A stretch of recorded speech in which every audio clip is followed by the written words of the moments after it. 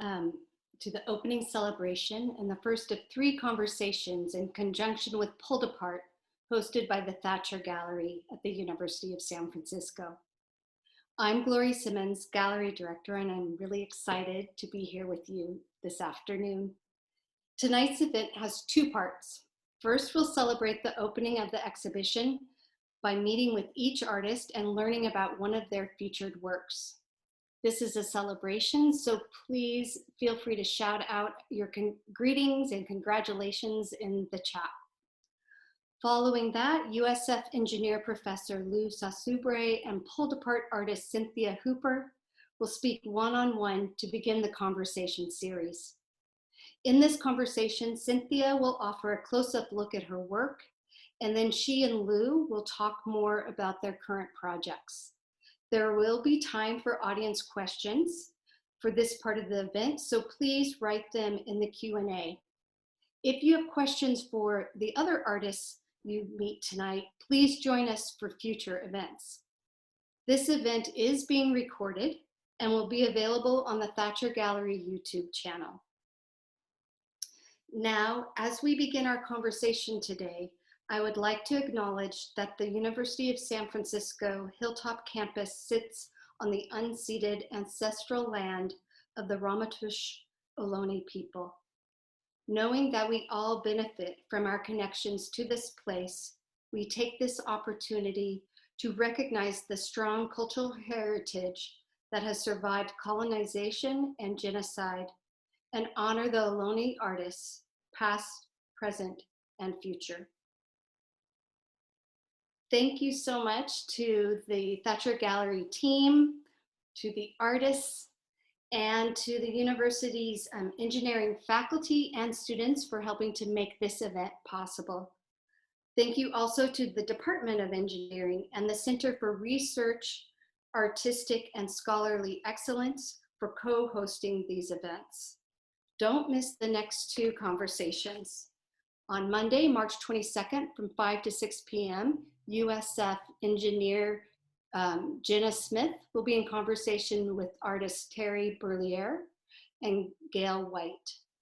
On Monday, April 5th from 5 to 6 p.m., USF engineer Chris Brooks will be in conversation with artist Adam Chin and Carrie Hott. And don't forget to visit the online exhibition. The link is in the chat. For more events, including a laser conversation with Terry, Cynthia, and Adam on April 15th from 6 to 8 p.m., visit the gallery's events page. Now, a little bit about Pulled Apart. In Pulled Apart, we experience works by artists whose practices include or examine computer technologies, mechanical devices, and larger infrastructures to reveal the seen and unseen systems that shape society. Each artist approaches engineering in a unique way.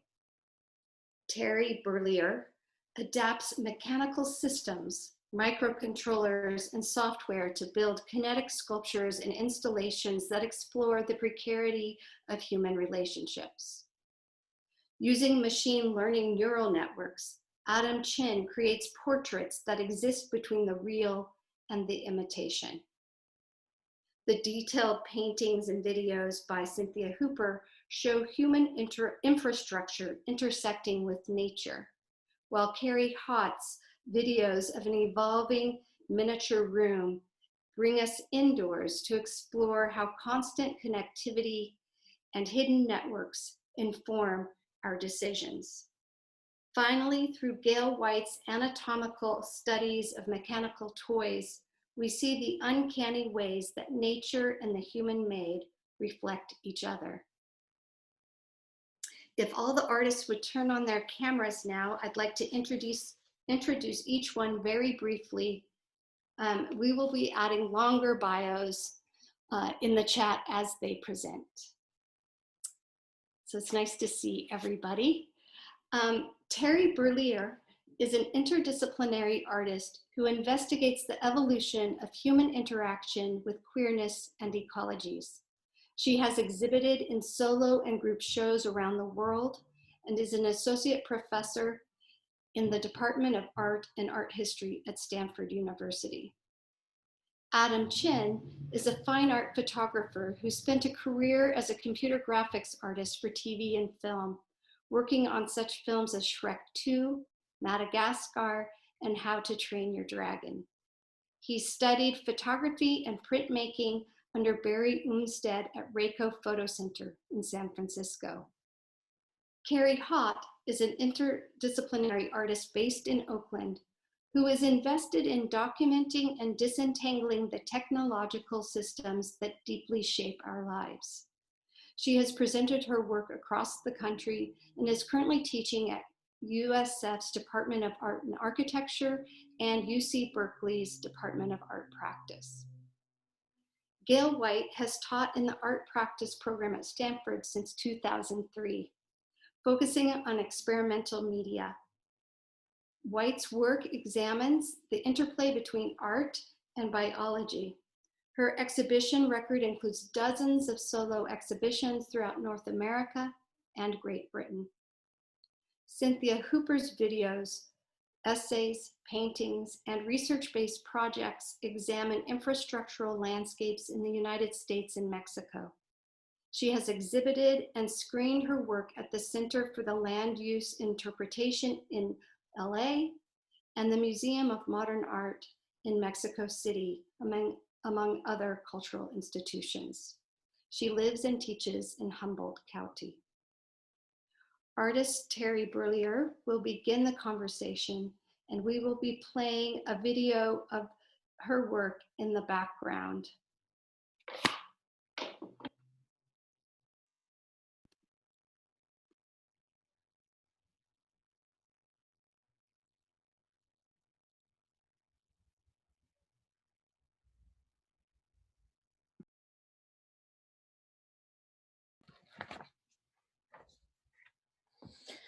Good evening, everyone. Thanks, Glory, for the introduction. And it's great to be here with all the other awesome artists. I'm excited to be in this online show with everybody.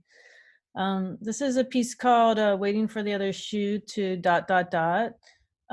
which maybe is familiar with those coming from an American background.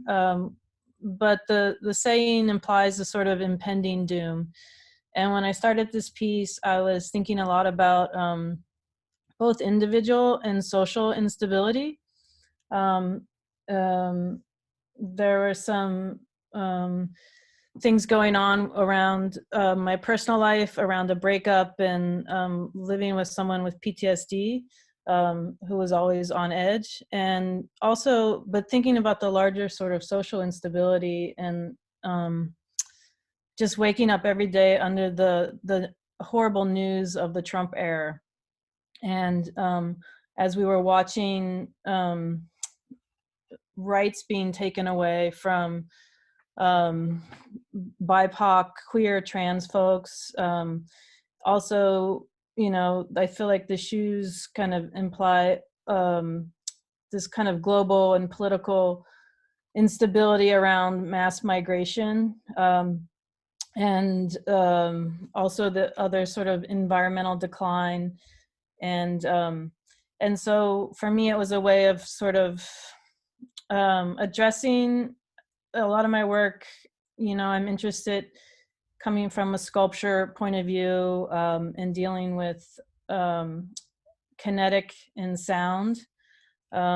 I try to embed some sort of humor into these heavier topics that are concerning, that I feel really distressed by. And so the shoes kind of became these sort of individual characters. They're shoes from my own life, they're from my family, and some are from the thrift store that have been recycled. And they all sort of have their own character. Some fall really fast and really loud. Others fall really slow, and the high heels tend to always land upright somehow. I don't know how it works. And so it's a constant sort of choreography that happens. The piece is run by microcontrollers run by an Arduino and a system. I work with assistants for all of the programming work. For me, the building and the construction is something that comes a little bit easier to me and is more exciting to me. And I also really enjoy working with assistants on the programming. And so there's about a 15 to 20 minute I would say choreographed piece where the shoes rise individually and fall, and then they sort of around the 15-minute mark they all sort of hover at the top and hang, and then there's a sort of a crescendo where they all collapse together. What I found interesting at the opening of this exhibition, which I exhibited almost exactly, well, it was last year, and the show got closed early because of COVID and was inaccessible for a good 6 months when Stanford shut down. And one of the things interesting about the viewer's perception of it was that I think the 15 or 20 minute, the large crescendo when all 20 shoes fall at the same time, is that even though I'm referencing these sort of horrible things, the audience would clap, and the pieces had a sort of performative aspect to them where, and there was, and I don't know, I've never been at an exhibition where everybody started clapping for the art. So I enjoyed that part of it. And the question that I'm thinking of that came out of this exhibition is, can the awareness of collapse pull us out of our collective trance of individualism? So thinking about these individual shoes that are all performing together, and I'm gonna hand it off there to Adam. Hello. Hi. Thank you, Terry. I too want to add that I'm really, really excited to be here in this company. Um, what I do, I just want to go into it real quickly, is I train machine learning neural nets on databases of real photographs. And I try to then have the neural net make new images, or really try to make new photographs. During this last couple of years, I've learned how to do some of this machine learning stuff. And I just want to add that I'm not going to go into it tonight, but I'm suspicious of this new technology. The more I learn about it, the more scary I get, the more scared I get. But anyway, I want to talk about tonight's piece. What I do is I am trying to understand what a pixel knows. Each pixel in a photograph has information about the whole photo. And if you aggregate all these pixels together, you learn what a photo knows. And so every photo has information about where the camera was, what was in focus or out of focus, what was in front of something and what was behind something. And all of that information can be used, and when augmented by a machine learning neural net, you can do interesting things with it. Here is what I've made, is a portrait of Obama.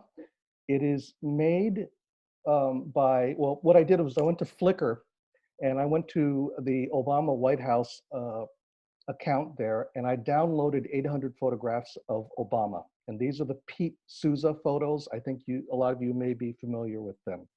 From there, I took those 800 photos and poured them into a machine learning neural network, and then had the neural network try to draw a new picture of Obama. And the important thing to know is that this was not a Xerox copy. It's not a photocopy. What it was trying to do is make an image that looked like it belonged to this set of 800 photos. So if you put those 800 photos into a bag and you put this new photo in as well and started drawing photos out, you shouldn't be able to tell the difference of, which one was real and which one was the fake. And after I trained the neural net, I had the program churn out about 10,000 photos of Obama. And out of those 10,000, I chose these 4 as the portrait, the images that felt the closest to me, that captured what I thought Obama looks like. And the point of it that I'm trying to make here of this whole thing is that the computer could generate 10,000 photos, but still it took only a human could pick out the 4 that became a portrait. So the idea that I want to get across here is, or the question I want to ask is, when does an image become a portrait? And I think that's still in the realm of what humans do, and that's something that the computer can't do yet. You know, when does this group of pixels seem to a human like to be like Obama? And so that's it for now. I just want to add, there is a video on my page, a 3-minute video where you will see all of this training happen. I encourage you to go watch it. You'll see 10,000 images of a person in 3 minutes. And lastly, I want to thank 2 people in the audience, Joel Goldsmith and Dina Collins. They are the models for some of the portraits that you will be seeing in the gallery. So thank you very much. And I want to put this on to the next person.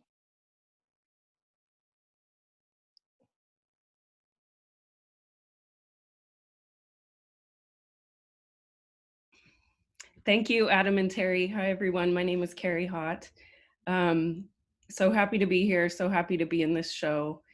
I really want to express my gratitude for the curatorial team and everyone who put this together. It's not easy right now. And as far as exhibitions go, it's just as exciting as a non-pandemic exhibition. What you're looking at here is a still from one of my videos. So within this exhibition, there are 5 videos. It's a series. And this still is actually from the last video. Altogether, this series is called A Room of Edges. So this one is part 5. This series of 5 videos portrays one evolving room, as Glory described, that becomes increasingly disjointed and unkept as the series proceeds. And the audio in each video conveys a building conversation between a human and at first one, and then more artificially intelligent home assistants, smart devices. The title, Room of Edges, for this series is a reference to one of my questions for the exhibition, which I'd like to start with here. It is, where are we in relationship to the edges of the systems that surround us? So my practice really focuses on a lot of these technological and infrastructural systems that mediate so much of our experiences, you know, some more than others, but to the extent that we often don't see them. So I want to go a little bit into the process, and then I'll talk about like how these are made.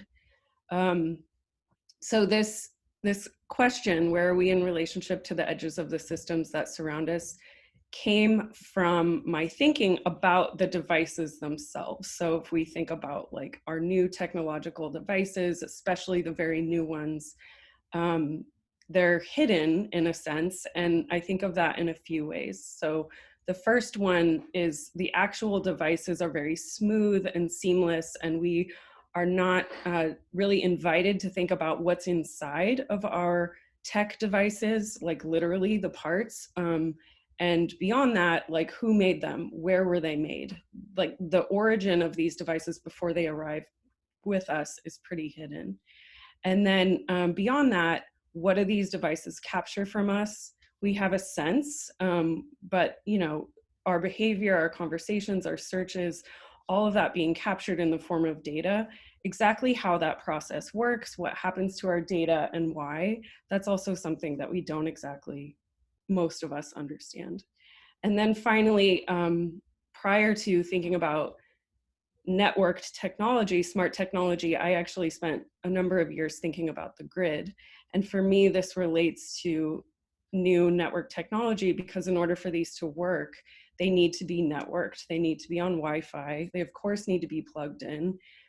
So there are a lot of systems at play, like very practical systems that need to be in place in order for these to work. And again, most of these systems are hard to understand. So my question was really like, where do these systems begin? Where do they end? They're mostly invisible. So how do we understand where they are in relationship to our physical selves?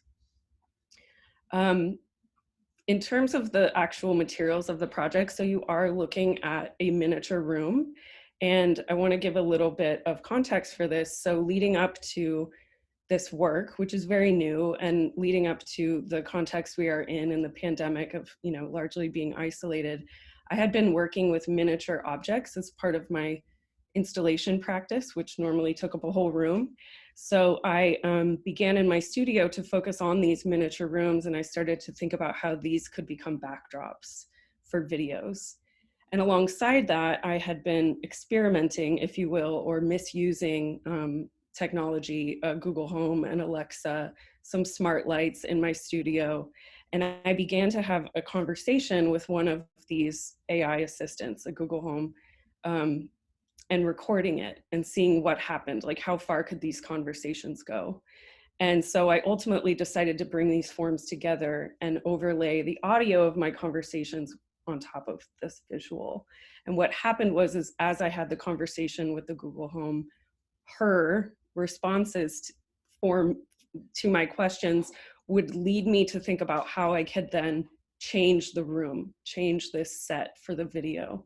So in a way, this smart device, this AI assistant, became a form of collaborator in these videos. And there are just small elements, changing elements, as well as our conversation, that is really led by the Google Home in relationship to my vision for it. So please, there are 5 of them. They're fairly short, and I invite everyone, of course, to view them as part of the exhibition. So thank you all so much. I'm going to pass it on from here.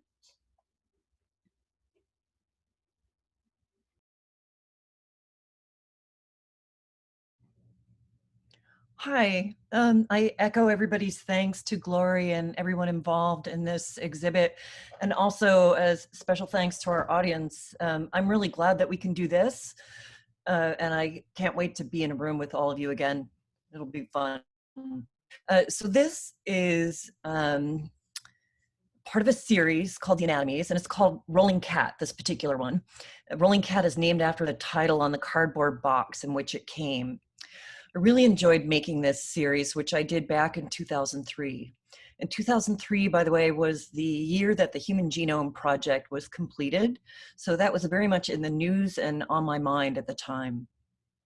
Before I talk specifically about this work, I want to briefly mention a precursor to this work, a piece I did in 2001 called Linnaeus Unbound. Linnaeus Unbound was also a very large chart, about 6 feet tall and 4 feet wide, so somewhat similar to this. It was an evolutionary tree of animals, and it had a subtitle, The Hereditary Relationships Among Automata and Lifelike Creatures in the World of Absurd and Entertaining Replications of the Animal Condition.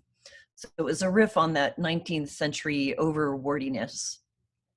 Linnaeus Unbound was about the evolutionary narrative that we're constructing and how we like to put ourselves at the very top of that tree and think of it as a hierarchy as opposed to existing on just one of the many tips of a radiating bush of life described by Stephen Jay Gould and others, where every creature around us is at the pinnacle of their evolution, just as we're at the pinnacle of ours. So it was also about how we also about how we frequently envision a future of robots who are going to supersede us, supposedly. So that chart was very different from this one because I gave it this old-fashioned yellowy patina, and it was illustrated with drawn images of wind-up animals showing how vertebrates and invertebrates diverged and how flatworms and fish and wallabies diverged. And there was a touch screen in the center of that. And with each touch, a wind-up animal would teeter its way across the screen, and they would frequently fall over or kind of whirl off in some kind of wild dervish, as wind-up toys tend to do. While making Linnaeus Unbound, I was scouring all the toy stores in the Bay Area looking for representations of all the major branches of the Tree of Life, which was a blast. But when I was finished, I sadly had to pack them all up and put them in a box and put them on a shelf. There were a few, though, that I just couldn't pack away. So the rat became the star of a video called Crossing, and the butterfly found its way into a work called The Aurelians, and the cat and the chicken and the robots and a few other favorites sat around my studio amusing me until one day I pulled out this old anatomical chart and I realized I should create facsimiles, but with my leftover metal toys. So why make these wind-up toys into anatomical charts? Because there's something embedded in these toys, a kind of subtle pedagogy, intentional or not. This cat, for instance, what makes the cat a cat? According to this toy, it's the cat's playfulness.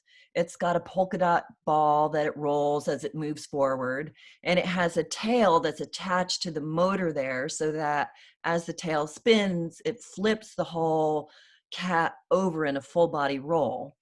So if you look at each chart and puzzle through the mechanics of them, you can sort of discern what the maker felt was the most essential built-in behavior for each animal that takes prominence in the design. But what about being a cat from a cat's perspective?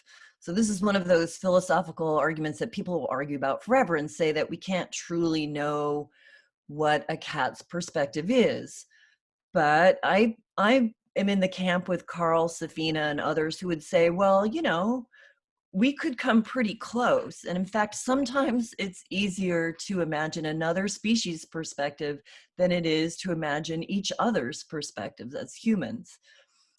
So let's just take this cat for a second here. It's got the strangest face. It's got a very uncat-like mouth. And it's got these strangely sleepy, drowsy looking eyes as if the maker didn't want it to look threatening or something. And it has no ears. It has no whiskers. So for a cat, the world exists primarily through its ears and its whiskers. And of course, they have amazingly alert eyes. Okay, so secondly, or just briefly to wrap this up, this piece is also a comment on the most common way in which we attempt to understand the world. This isn't an outward judgment. I'm guilty of this every day, but to understand something, I take it apart. And then, of course, I've destroyed it. It seems as if it's almost an innate tendency, but one which I should learn to curb. It's a very Cartesian approach where all other living things are mechanical entities first and whole organisms deserving of respect and distance and space in which to be themselves as a distant second. So I hope that the playfulness of this series opens up a conversation about how we look at other animals and what we value and why, and how that might change as we learn more empathetically about other creatures around us. And I will now hand on the baton. Thanks.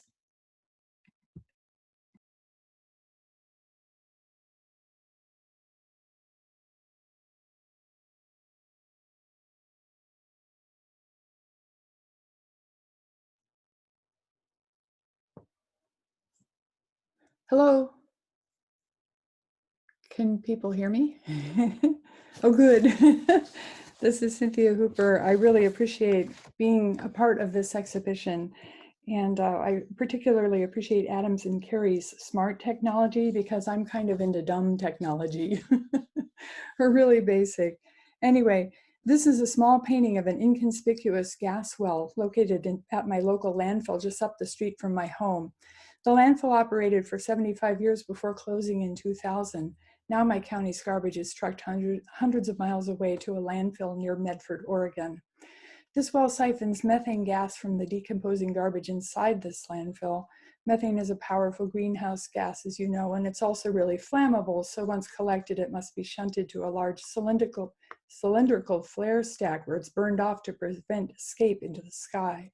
I have a few other thoughts about infrastructure more generally. Infrastructure is a very palpable manifestation of a culture's power relationships, how critical resources are distributed and to whom. This gas well made it possible for me to consume and dispose at will without immediate and obvious irritation of having my own waste products molder in my own literal backyard. Infrastructure promotes both the promise of technological progress as well as revealing its potential dark side. Methane is an inevitable fact of our existence, of course, yet it's also destroying the planet.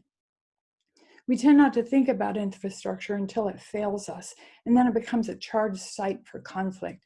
My own local landfill did indeed fail. Its leachate, also known as toxic water, escaped from its underside for decades. There were numerous lawsuits and mitigation measures.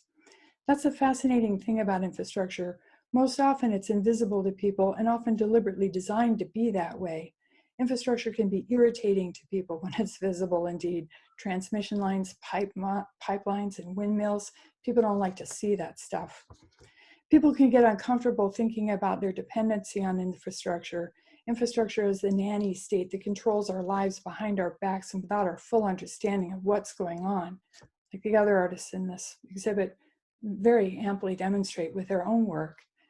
I think that we need to get more excited about infrastructure if we're going to do anything to even start to solve the climate crisis. Thank you.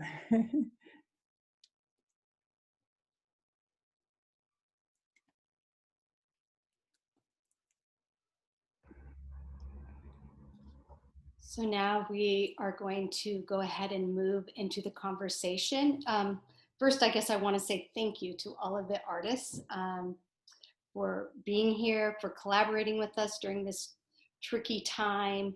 And it's such a pleasure to be able to work with you in all the different ways that we have so far. So now we'll hear from Cynthia Hooper and USF engineering professor Lauren Sassoubre.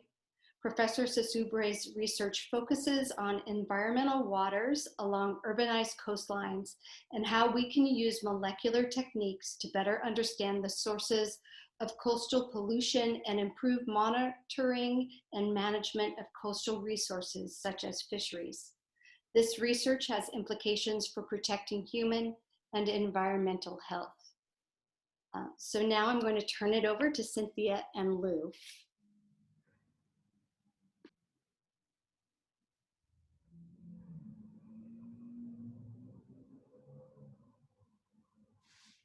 Okay, I'm going to take just a few moments to start my presentation.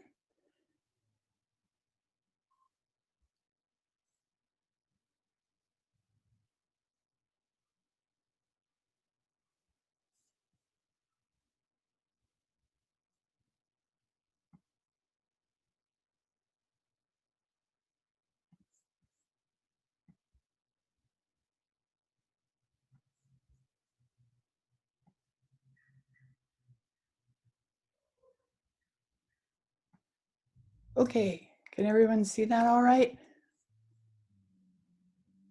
You see the slide with your name. There you go. Cool. In this presentation, I'm going to talk about some older paintings, videos, and interdisciplinary projects, as well as some more recent work.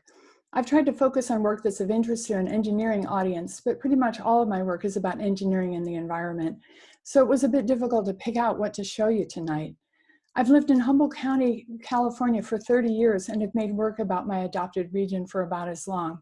This Google image search reveals imagery from my region that many local artists and businesses embrace, one of majestic forests and unspoiled beaches. This is a sanguine and profitable interpretive strategy for this region because tourism is a major industry here. Let me get a sip of water, hold on. But I've been more interested in Humboldt County's history of colonization and economic exploitation, and in my work I've gently resisted my region's more bucolic and leisure-focused landscape narrative. These are oil paintings I made in the 1990s.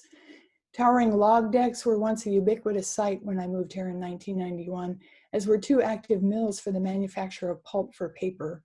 The log decks are diminished and the pulp mills are now gone, but the timber industry is still active in my county. You can see the trees outside my window. They're still there.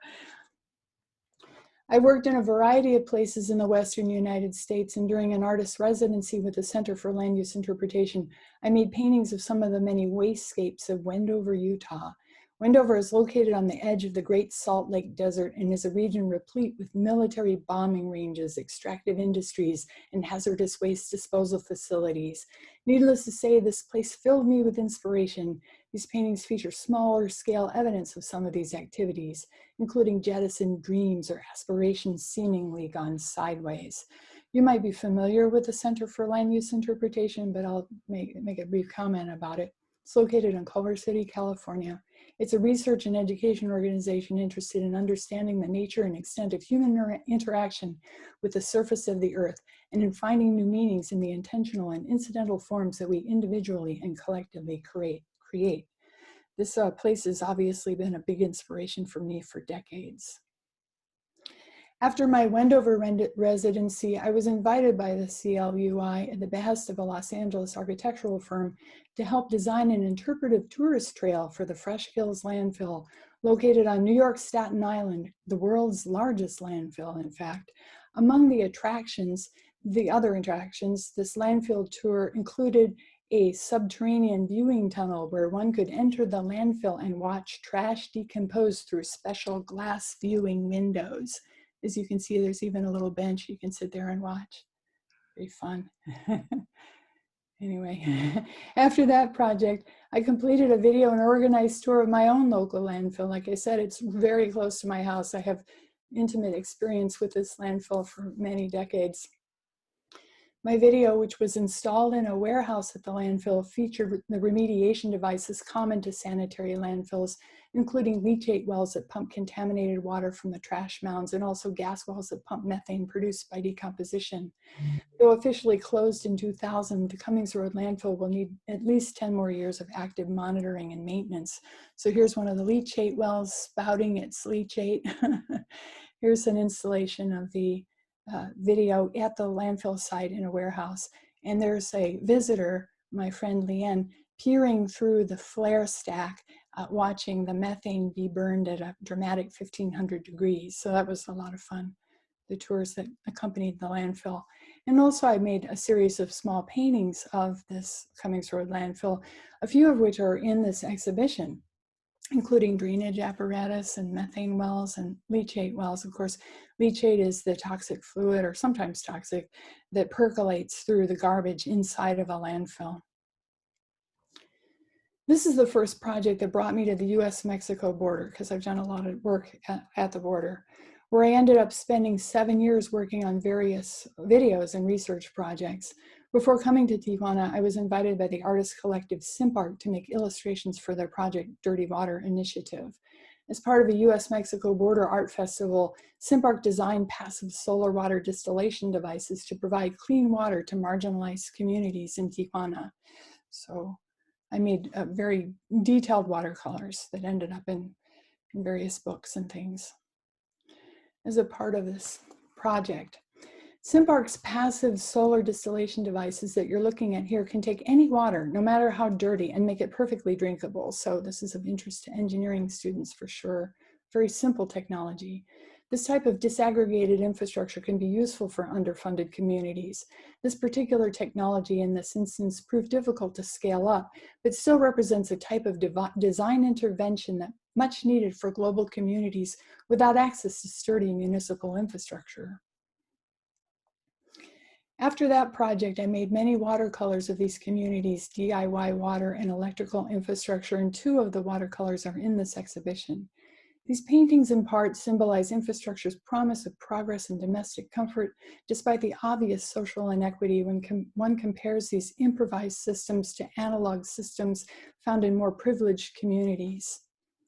Like these drain pipes, these gray water drain pipes outside of people's homes.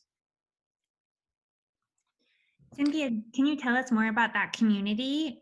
La Morita, it's such a great place.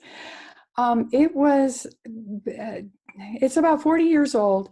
It was built in response to the explosively expansive population growth as a result of NAFTA, the North America Free Trade Agreement, that brought maquiladoras factories to the US-Mexico border and displaced a lot of rural Mexicans and kind of compelled them to come northward to find work, because many of them were thrown off their land because of the dumping of corn as a result of NAFTA. US corn production flooded the market, forced migration northward, these communities were overburdened, or Tijuana and other border communities were overburdened by the population influx. And so people had to build these communities themselves and build their own infrastructure. And in fact, that's a good segue, Lou, because I wrote an essay on this very topic, as you can see here, a media journal that included some wonderful artists, as you can see here, some just amazing people that are just my closest buddies, just aesthetic kinship folks. And the research I did on this informal community, La Morita, describes how water and sewage circulates through the community on the outskirts of the city of Tijuana.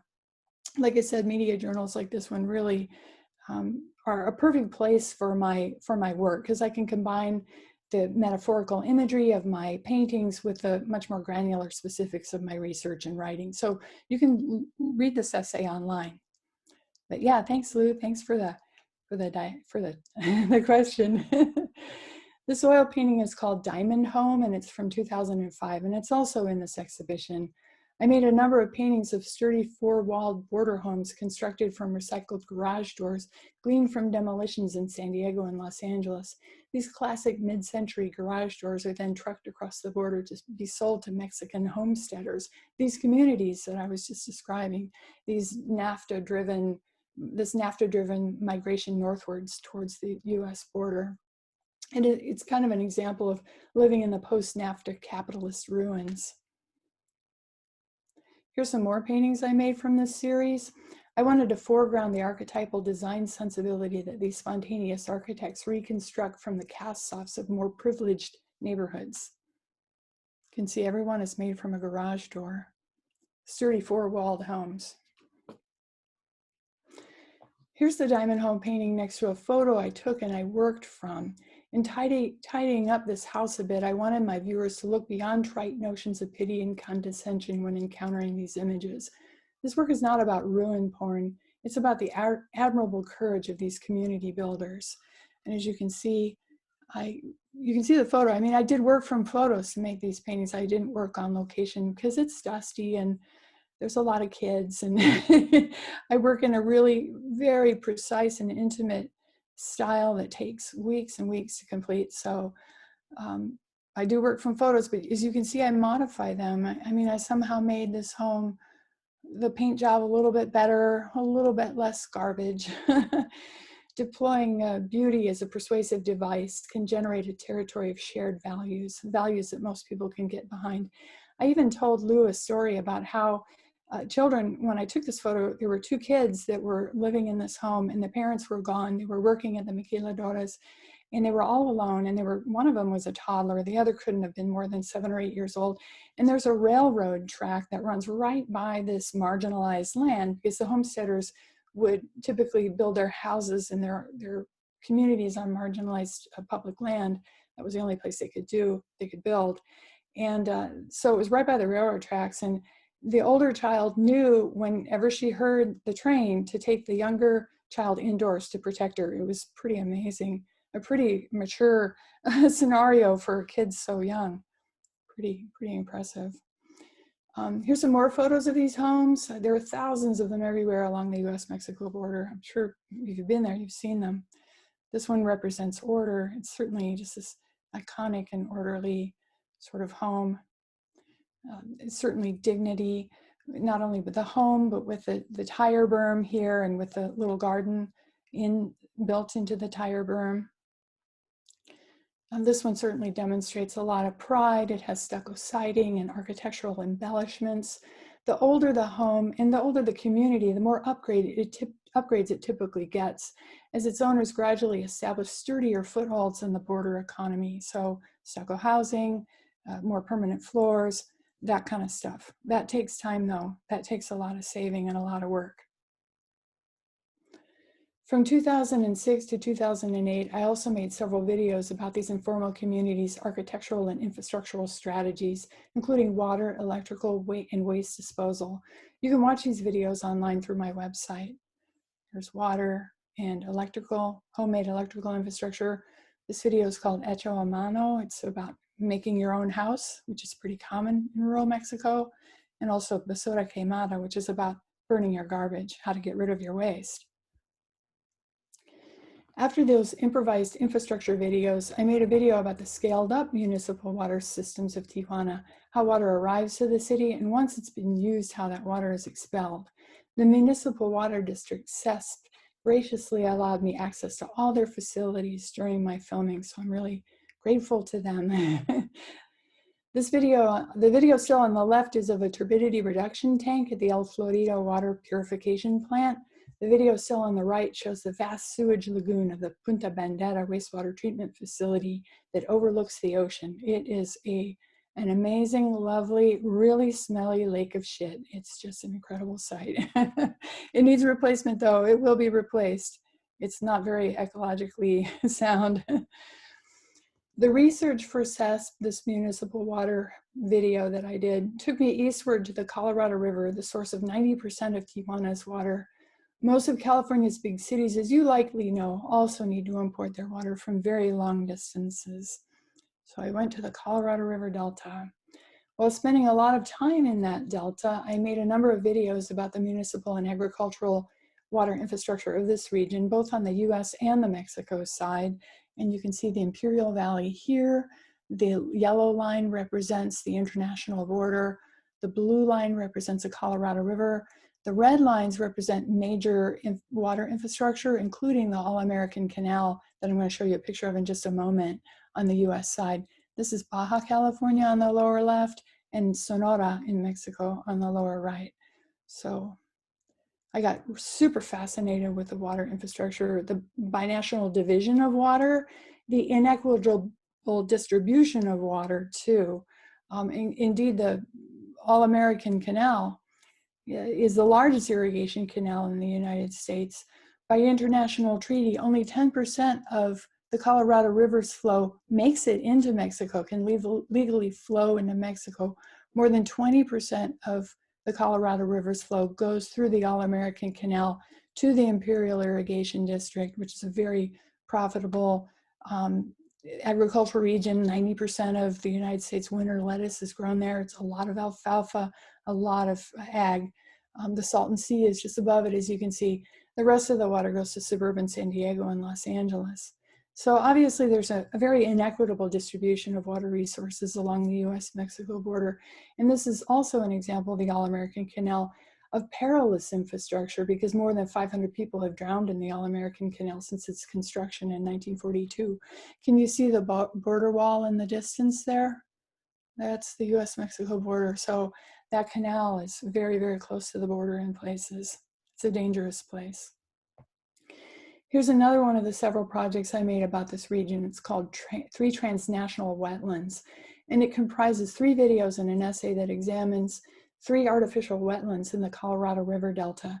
The videos describe these wetlands' perceptual characteristics, and the essay describes the complex binational political dynamics that made them.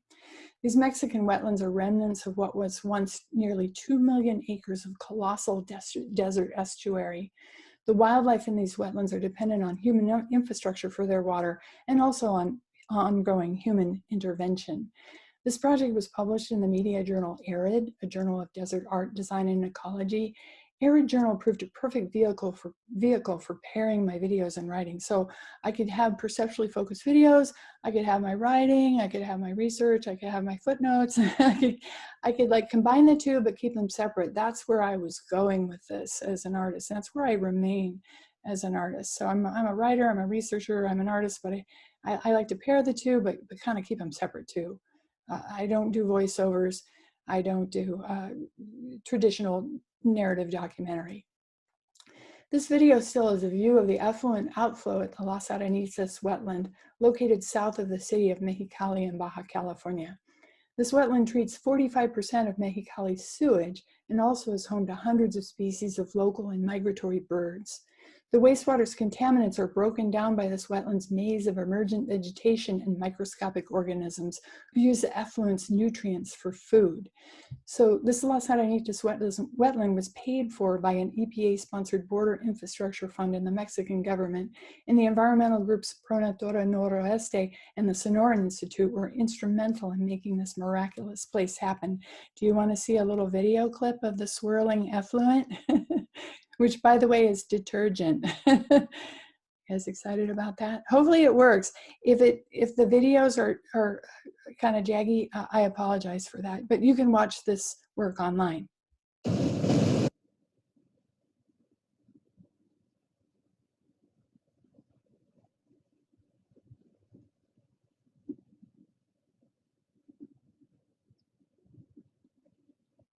Right as the sun was rising over the desert, the beautiful Baja California desert. Anyway, okay. Well, 3 transnational wetlands got me interested in wetlands and birds by way of infrastructure. My video, Jefferson's Monuments, got me interested in fish, once again, by way of infrastructure. This 7-minute video was included in this exhibition. It's about the 4 dams that are slated for removal on the mighty Klamath River in California and Oregon, not that far from my house. Well, further than the landfill. These dams have long blocked hundreds of miles of habitat for migratory fish species like salmon and steelhead. Tribal communities in the Klamath River Basin have depended on salmon for their economic and cultural livelihoods forever. I made this video in 2010, the year the first major legislation was passed to kickstart the process of removing these dams. After 20 years of activism by tribal communities, scientists, and fisher folks, these dams will finally be removed in the next 2 to 3 years, which is pretty amazing. I have a video clip, just a short one, of this video. Once again, non-narrative, real perceptual. This is Copco 1 Dam. It's the oldest monumental dam in the West. It was built in 1918, and it's one of the dams that's coming down.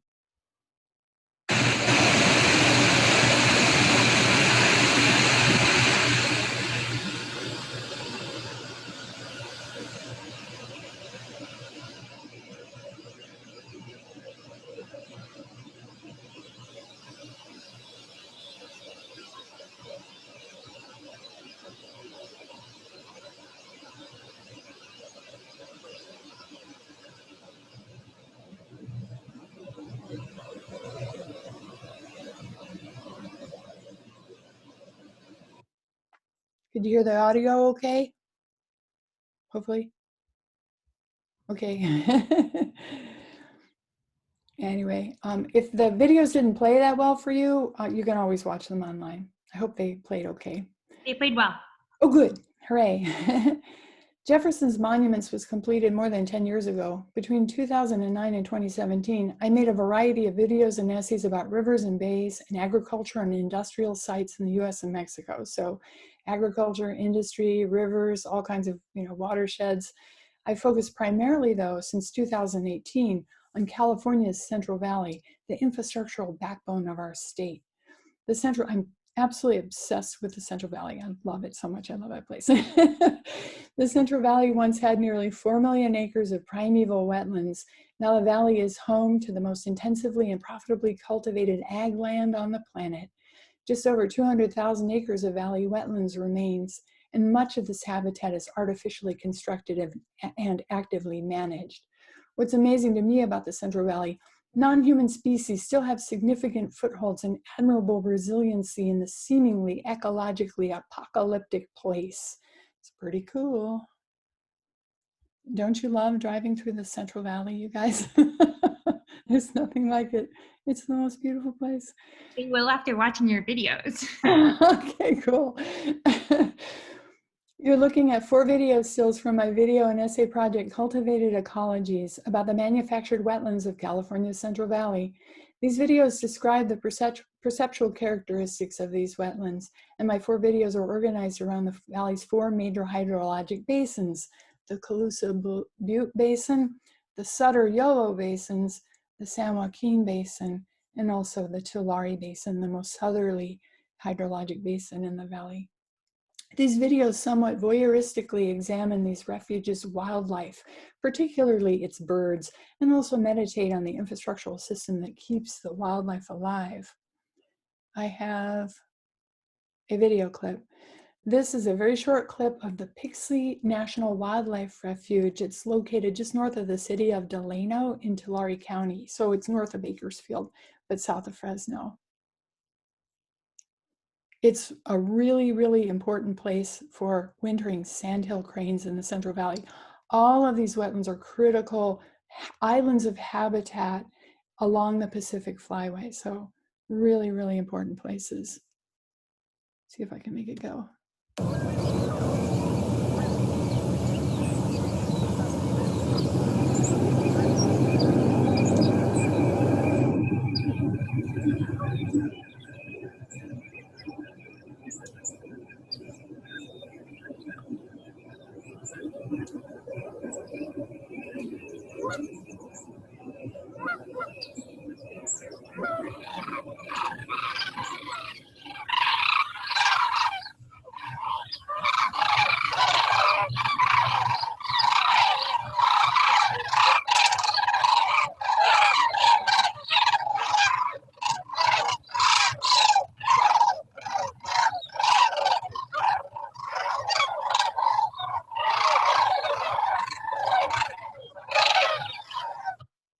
Thousands and thousands of sandhill cranes. They're almost apocalyptic. It's amazing to be there. So in the wintertime, they fly north in the summer. So you only find them at the site in the winter.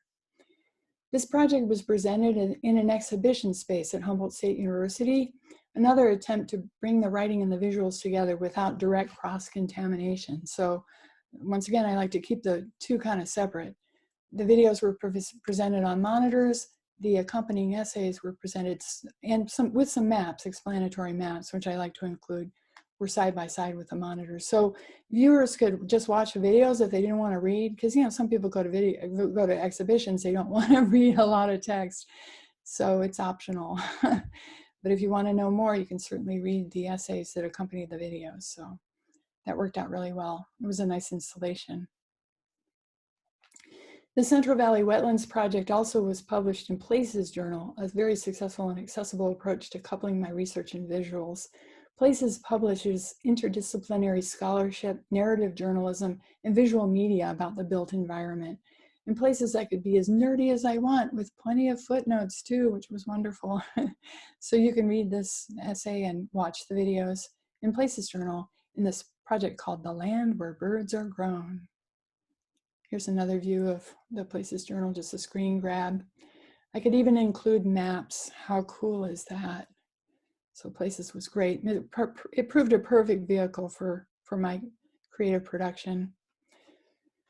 While working in the Central Valley wetlands, I kept finding evidence of fish migration and its numerous obstacles, like the Fremont Weir, pictured here. The Fremont Weir is a nearly 2-mile-long, 6-foot-high dam that calms floodwaters as they flow through the Sacramento Valley's historic flood control system. So this is just north of the Sacramento airport. The new notch in this weir, as you can see here, right in the center of the photograph, is designed to facilitate fish passage during periods of high flow. So in the winter, ideally, if we have a good water year, this area would be inundated. So during periods of high flow, particularly for migrating salmonids and sturgeon, would make their way through this notch. There are plenty of such structures that have been built or being planned to help threatened and endangered fish make their way through the Sacramento Valley, and I intend to film them all. So this is my current project. The map on the left shows where major dams block fish spawning and rearing habitat in the Central Valley. The map on the right shows the historical habitat of the spring run Chinook salmon in pink, as you can see, and the habitat that remains in gray, yellow, and green. Almost half of California's salmon and steelhead are listed as threatened, endangered, or extinct, and the remaining population could become extinct within the next 50 years. Countless dams and weirs are only part of the problem. As I have discovered as a part of my research, water diversions, warming water temperatures, agricultural and urban pollution, hardened and fast-moving river channels, predation of juveniles, changing ocean conditions, commercial and sport harvests, as well as the impact of hatcheries, are all really, really perilously impacting salmonids all over the state, not just in the Central Valley, but this is my project. This is Keswick Dam on the main stem of the Sacramento River, just north of Redding, California. This is the end of the line for salmon migration, but not exactly. There's an elevator. Can you see those little cylinders here? That is an elevator by the side of the dam that takes the endangered winter run Chinook salmon as they migrate upstream, because they used to migrate way past Shasta Dam up into the Pitt River and the upper Sacramento and the McCloud River, way, way north, almost to the Oregon border. But now they have to be placed in an elevator. They aggregate themselves in an elevator and go up that elevator and go into a truck, and their truck to a conservation hatchery at the base of Shasta Dam to be saved from extinction, essentially, because they are the most perilously, most endangered salmonid on the planet, the winter run Chinook salmon. So also one thing, note that acorn grinding rock in the bottom of the photograph. This is the ancestral home of the Wintu people. So it was fascinating to just happen upon that traditional acorn grinding rock as I was taking this photograph of the Keswick Dam. And as you can see, the Keswick Dam also, it not only impounds water from Shasta Dam and controls the flow of outflows of Shasta Dam, but it's got hydroelectric facilities here too, as many dams in the West do. These are video stills of my in-progress project called Anadromous Architectures. So I've been working on this project for a couple of years now, and the pandemic disrupted my research agenda, but I'm hoping to get back on track as soon as possible. This project is organized around 3 different runs of Chinook salmon with 3 different life histories in the Central Valley. So I want to just take a look at the time because I'm almost at the end. But Lou, shall I just describe the different runs of salmon, or shall we? Yeah. Okay, let me briefly describe the different types, the different salmon's life history in the Central Valley, because it's also relevant to Lou's research. This video still at the upper left. This is the San Joaquin River, which at one point flows in its entirety through a culvert, a large culvert, which is pretty amazing. That culvert needs to come out in order to restore salmonid migration. But this video still below, which I'm going to show you in a moment, is are the fish that are returning to the Coleman National Fish Hatchery up near Anderson, California. I'll show you that in a moment. And then this video at the lower right is a view, this still is a view of the main stem of the Sacramento River, where the winter run Chinook now must spawn. So fall run Chinook, okay, in the lower left, are not currently threatened. They enter fresh water in the fall and spawn shortly thereafter, usually in rivers and tributaries on the valley floor. The fall run supports commercial and sport fisheries and is the run most associated with hatchery production. There are many fish hatcheries in the Central Valley. Maybe you know that. Spring run Chinook, represented by San Joaquin, which currently they're extirpated. The original spring run Chinook population is gone because of the construction of Fremont Dam and all the water diversions that took place over the course of a century. Spring run Chinook are threatened and now even extinct in most of the Central Valley. This once abundant fish enters the estuary in spring and hangs out in cooler, high elevation streams over the summer before spawning in the fall. Spring run Chinook have been drastically affected by the construction of dams that blocked their traditionally high elevation spawning habitat. Winter run Chinook, like I was saying, are the most critically endangered salmonid on the planet. They once spawned in the summer in very high elevation rivers and streams above Shasta Dam, but now are confined to the main stem of the Sacramento below Keswick Dam, of course, if they don't make it to the conservation hatchery. They need very cold water for their eggs and juveniles, as all salmonids do, something in increasingly short supply, of course, because of global climate change, which is the biggest driver of extinction of them all. I'm going to show you just a really quick clip of Battle Creek, which leads to the Coleman National Fish Hatchery, where the fall run Chinook are spawned from October to, say, they finish their spawning about January.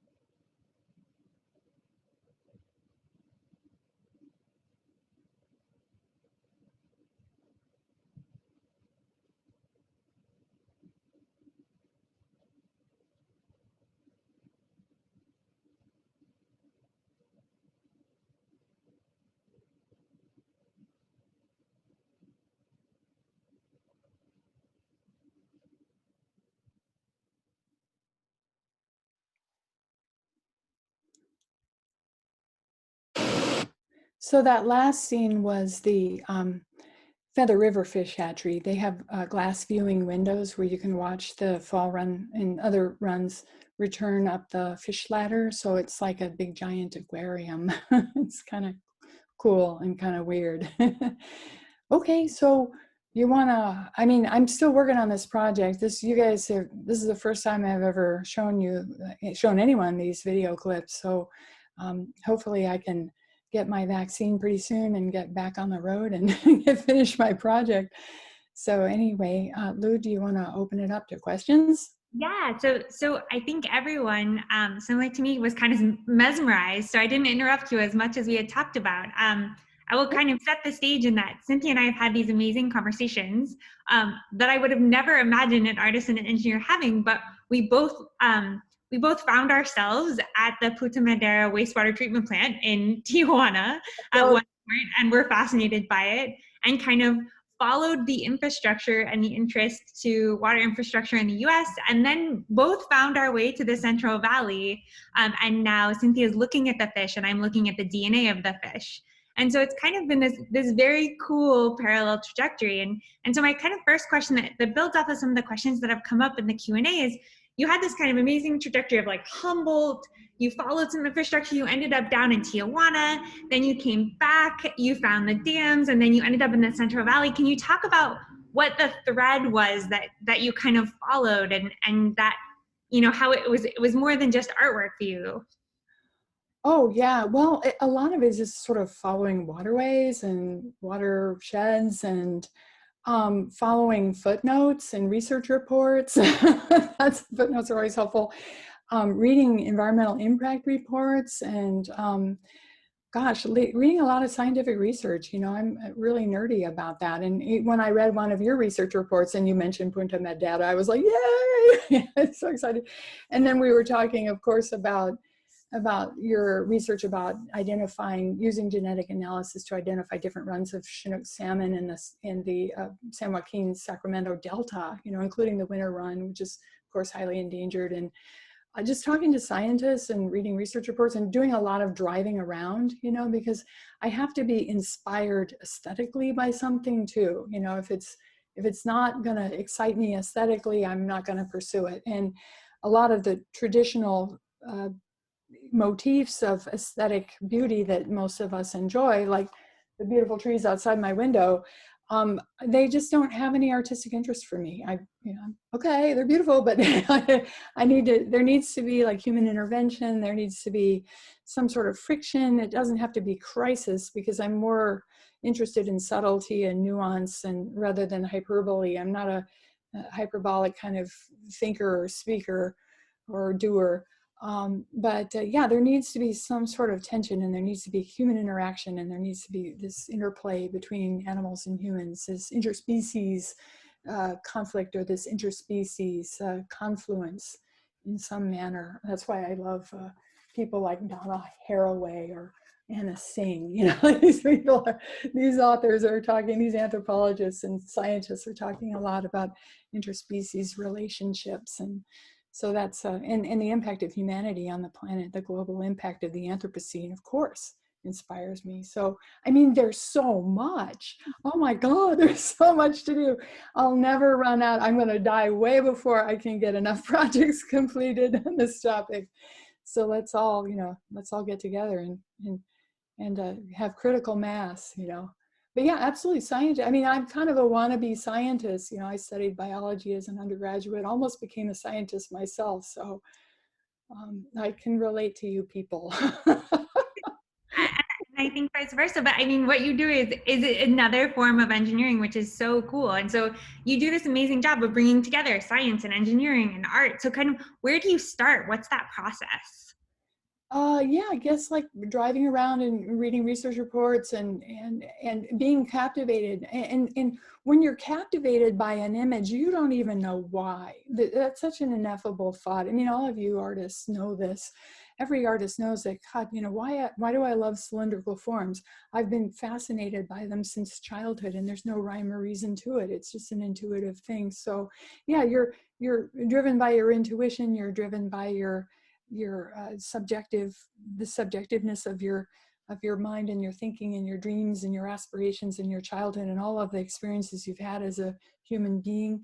And those experiences are really sort of a mishmash. They're really ineffable. They're hard to define. And that's the ponderous and poetic and sort of expansive element to making art. That's not science, you know, but the best scientists follow their bliss too, because I've watched a lot of Zoom conferences since this pandemic, scientists explaining their research, and there's always a senior scientist that'll say on the panel, that'll say, well, we're here at the behest of the municipal water district or whatever, you need to make your science applicable to this particular problem.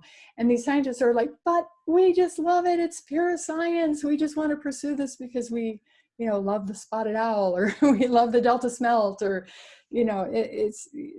scientists are the same way. You really deeply involved in the minutia of the complexity of what you're studying and the beauty of life on a microscopic level in your case. Yeah. Yeah, totally. It so makes fun to see those parallels. Yeah, it makes you excited. You can't stop, you just keep going and going and going. Cynthia, I've been asked to let's stop sharing screens so that everyone can see us better. Sure. That sounds good. I was thinking about doing that. Perfect. So we can talk a little about the art side of things too. So you do these amazing oil and watercolor paintings, and then you kind of also do these videos, and you add sound to video that's like the natural sound. And I just want to say for anyone that needs a break from the world around us, Cynthia's videos on her website are just, you can get lost in them. You're like taken to this other space and you can hear it, and you have to like slow down and kind of watch it. Can you talk about like when you choose to maybe do the paintings and how you kind of evolved to use the videos and chose which sounds to add? Mm-hmm, sure. Well, the paintings are static. They're quiet. They're still. Paintings are good for things that don't move a lot. So if something's sort of timeless and sort of iconic, and it's a better choice for a painting. But videos and writing especially are really good for things that are moving and changing and shifting as our society is, as our culture is shifting, as our climate is shifting. There's so much, like the accelerated pace of change of our culture is so pronounced and so intense at this point that I find that video is a better medium to keep up with that pace, as is writing, whereas painting sort of locks an idea, locks an image in place in a really sort of still and iconic and timeless way. And I'm finding that's the pace of painting is so slow and so meticulous, especially my pace is like, oh my God, I got carpal tunnel in my wrist from making those pictures because it just took so long, I mean, it would take weeks on one painting. And so, yeah, it's, I'll get back to painting when I have more time, when I retire maybe. And and I will find images like those fish ladders, and I'm so, the fish passage facilities that are all through the Central Valley. I mean, those are fairly still and stable, iconic images that are going to be around hopefully for a while. So things that are around for extended periods are more worthy subjects for painting. Things that change and grow and are you have to be constantly responsive to the accelerated pace of a changing environment. Writing and video is better for that.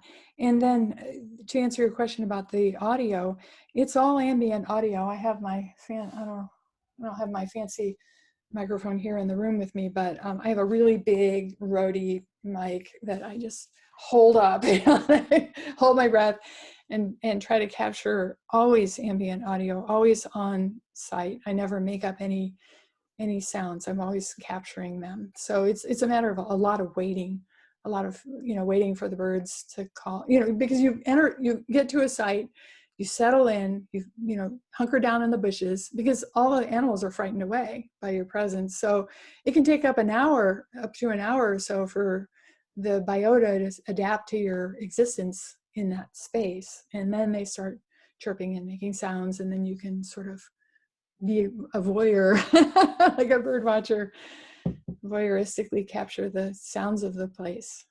Yeah, it's really so cool. So one question came in about like, are you going to follow up with the dams that are coming down and do videos of those?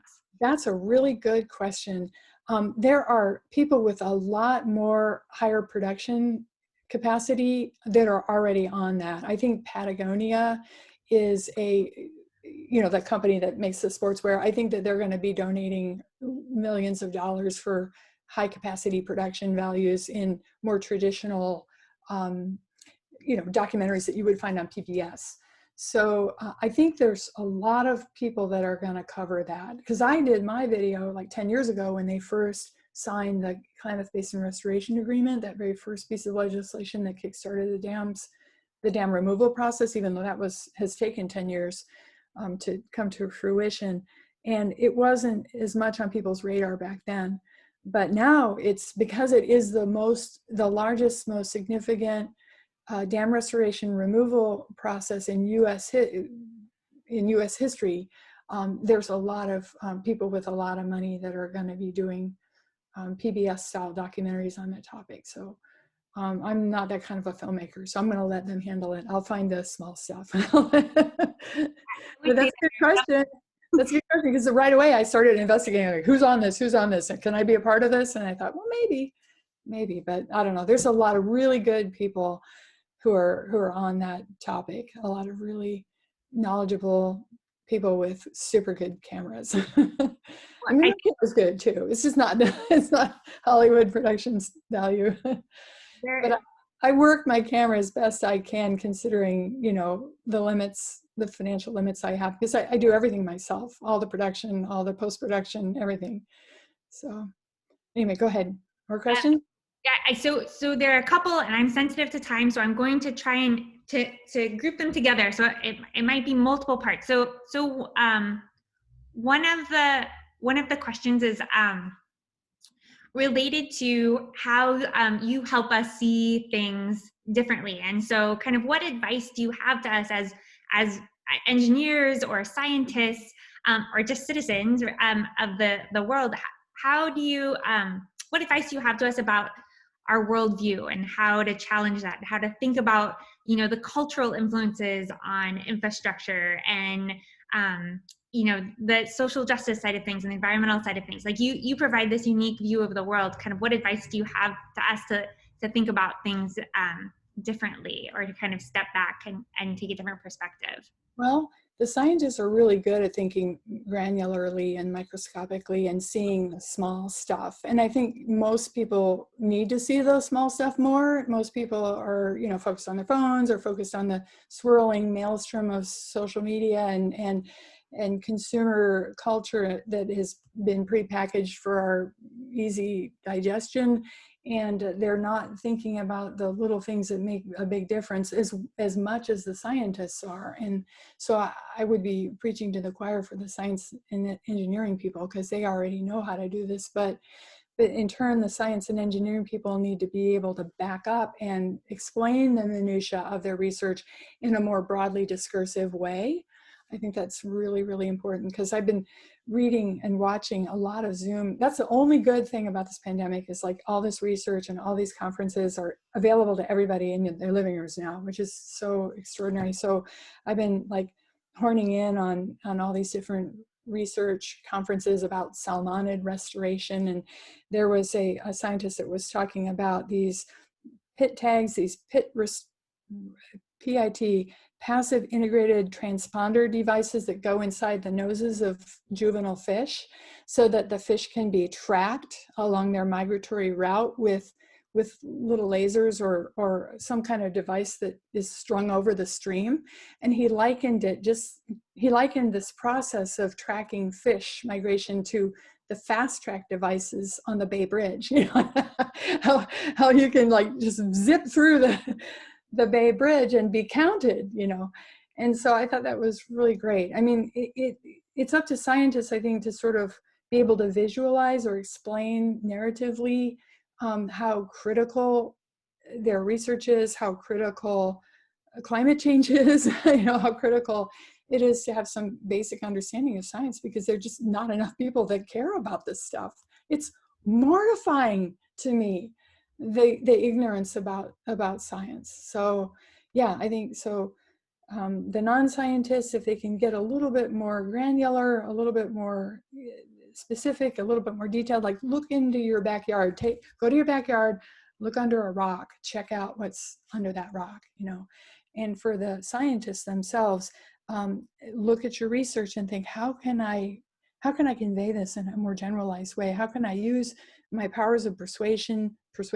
How can I use maybe visual images? How can I maybe work with an artist or a documentarian or filmmaker to somehow convey the importance of these concepts and get them out of the environmental impact reports or get them out of the specialized fields of study and into the world. So that's, I think, where the cross-disciplinary activity can take place. So yeah, and I think you model that so well with your work. So I try.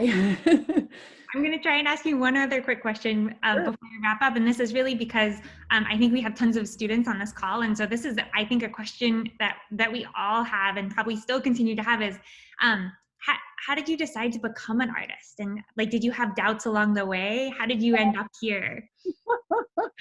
The only doubts I had was like, how was I going to make a living? How was I going to make this work? But thank God I have a teaching job. So and I teach art, which is really fun. But, you know, I tell this to my students, is that you just know you're an artist. Like, if not making art in your life is completely out of the question, then you're an artist and you're just going to deal with it. And you got to find a way to make it work. So I always was an artist. It never crossed my mind to be anything else. So you just kind of have to make it work when you know that's what you want to do with your life. But if there's any doubt in your life, and I tell this to my students, if there's any doubt in your mind, like I could be a nurse, or I could be a biologist or an anthropologist, or maybe I could, you know, be a police officer. If there's even the slightest inkling of doubt in your mind about being an artist, then you don't go do the other thing, do the thing that makes the money, because it's not so easy. You know, you got to have two jobs. Most artists, they have to have a job to make a living, and they have to, you know, and they have their creative career. So, as all of the panelists or all of the artists in this panel know, I mean, we're pretty much all academics, so we have day jobs. So, but yeah, there was never a time I wasn't an artist. Never a time I didn't think that I could not be one. So. Well, it is clear why. So my final question is, what would you like us to take away from what you've shown us tonight and your other art? Like, what do you want us to go spread the word about? Because so much of what you do, right, you can't not talk about and tell someone about, and it means so much, and it makes us look at infrastructure in such a different way. Okay, there's a lot of things. Think about where your water comes from. Think about where your waste goes to. Think about where your electricity comes, because my electricity right now is coming from fracked gas, natural gas that's imported all the way from Canada. This is Canadian gas that's powering my light right now. So yeah, think about the infrastructural systems that support you. Also, visit a developing country. Please go to some place that's not the United States, particularly a place that doesn't have sturdy infrastructure, doesn't have a very complicated economic system or advanced economic system like we do, and see how most of the world lives. You'll learn a lot. Let me think, know and understand that climate change is real, and that there are going to be enormous changes in our lives very soon. And be responsive to those changes, be adaptable. Eventually, we're all going to have to get rid of our private passenger cars, and that's hard for me to think about because I love my car. My car has been so instrumental to my freedom and my artistic career, and how I find imagery and how I think. But the private passenger cars are a huge problem for the environment. And so we need to, seriously think about transportation and its expense on the environment vis-a-vis global warming. So I don't know, that's a couple of things. I hear another project about transportation coming. and as a fan, I'm always conflicted about transportation. I'm like, that's the biggest global warming, thing that you can do. Yeah. Okay. Well, the military too. Watch the military. Makes a lot of carbon. Anyway, go ahead. You and I, as we have done in the last 2 weeks, could talk for hours, but we do need to wrap up. Can you talk a little bit about your own research? I can say, I think I hinted at the part where Cynthia and I both ended up obsessed with a not really functioning wastewater treatment plant in Baja. And I was looking at all of the DNA coming out of it that would make people sick. And Cynthia kind of saw the bigger picture, and it was so awesome to see this bigger picture around a tiny molecule in the water that I was looking for. And similarly, when we both found out that we were obsessed now with the Chinook salmon runs in the Central Valley, and how now I want to be able to, instead of like looking for them by tagging their noses, just look for their DNA, right? So they're always, I think we're coming at it from a micro and macro scale, and that's been so fun to talk about. I want to say that this conversation has been so fun, and there's more fun conversations coming up. So the next one is Monday, the March 22nd, in which there are two artists, Terry and Gail, who will be talking to Jenna, another engineering faculty, and that's in the chat, thank you. And then there have been questions about how to get access to recordings, and I imagine that will appear in the chat too.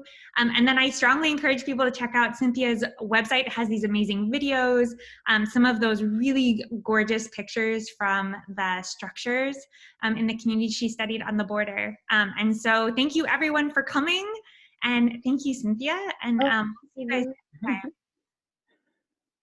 Thank you so much. It's been really awesome. So fun. Good night, everyone. Good night. Thank you for coming. Thank you.